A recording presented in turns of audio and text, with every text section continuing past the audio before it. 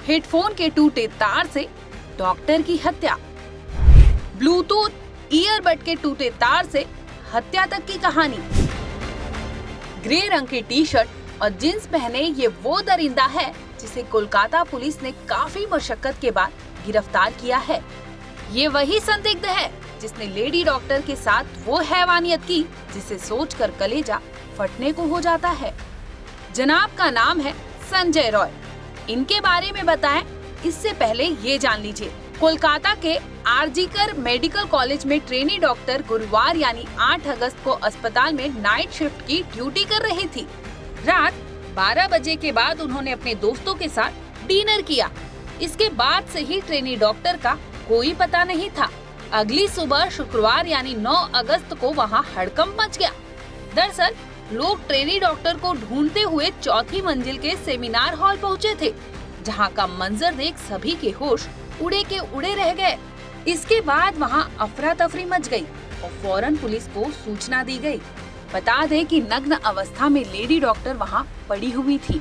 इसके साथ ही वहां खून जैसी नदियां बह रही थी।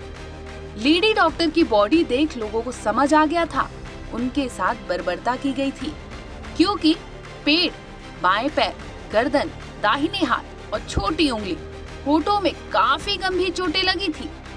देखकर लग रहा था जैसे गर्दन की हड्डियां भी टूटी हुई थी।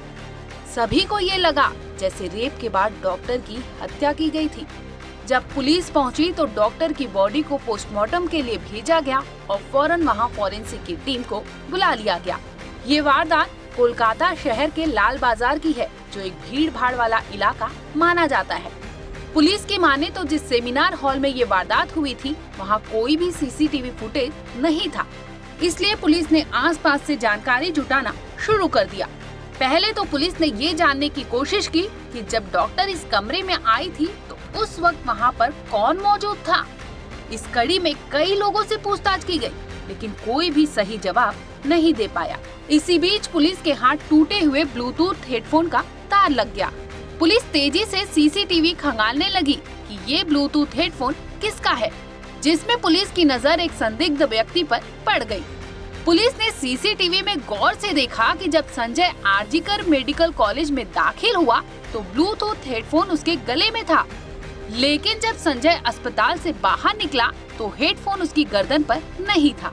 और सबसे बड़ी बात कि रात करीब 2:30 बजे आरोपी को कॉरिडोर में टहलते हुए देखा गया था।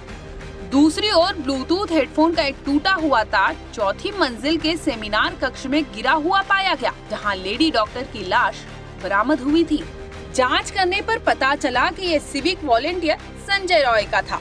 एसआईटी ने शुक्रवार यानी 9 अगस्त की रात को अस्पताल में तैनात सिविक वॉलेंटियर को पूछताछ के लिए उठा लिया। संजय के शुरुआती बयान में विरोधाभास पाया गया था।